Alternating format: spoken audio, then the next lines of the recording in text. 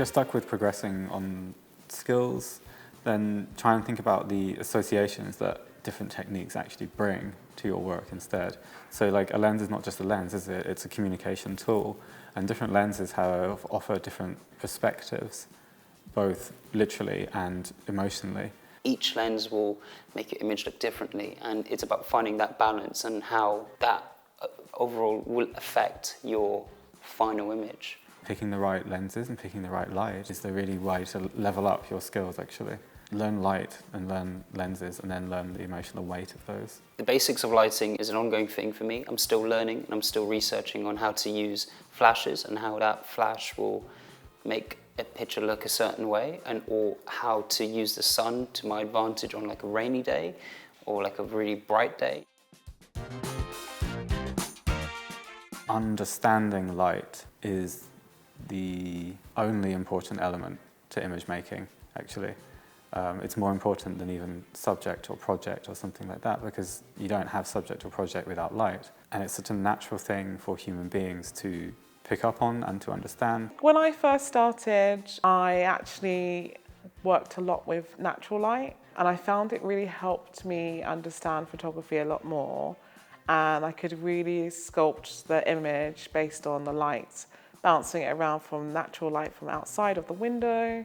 And then from there, I think it really taught me more about lighting, which was really amazing. You can make a £700 look like a £5,000 camera based on like something that you've lit perfectly. So that's where you really show off your skills. It's very easy to get lost in like different flashes and different pieces of equipment and tech, but having the basics of flash and lighting under your belt is probably the most important thing. Natural light is amazing though, because obviously it's free and all you have to do is use time, whereas studio light is a bit more technical, more expensive, difficult to access, but it will allow you to continue shooting later or longer. And these things you will learn only by walking around with your camera and taking pictures of every situation you can think of.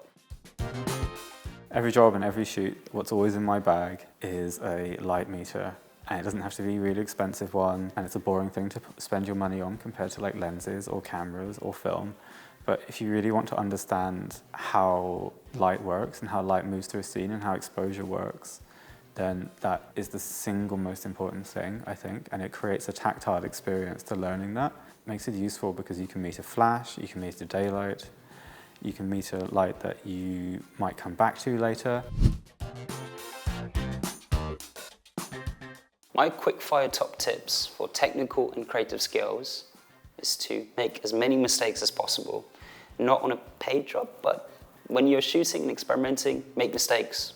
Experiment with equipment that you don't know, such as flashes, such as different lenses, and see what works best to you and your thinking style. And then from that, build a basis of your standardized equipment that you can take to any job. Don't turn up to a job blind. Know how your camera works and know how much you can push your camera, your lenses and your flashes to its limit. Post-production is very important. There's so many softwares you can use. I personally use Adobe Lightroom and Photoshop.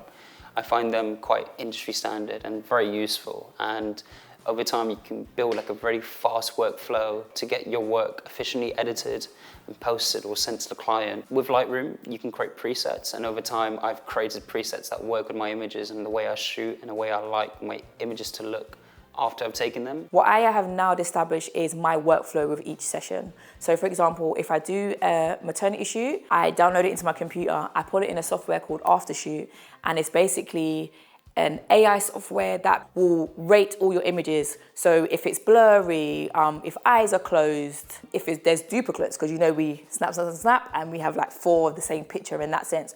So I'm able to now go through 300 pictures and now get cut down to 60 in 5 minutes. To be honest, when I first started out, Lightroom was great, but I didn't know where my files were. I mean, it might have changed now, but it was really frustrating, and I felt like I was at risk of potentially deleting files. So I moved on to Capture One, and I cannot speak highly enough of it.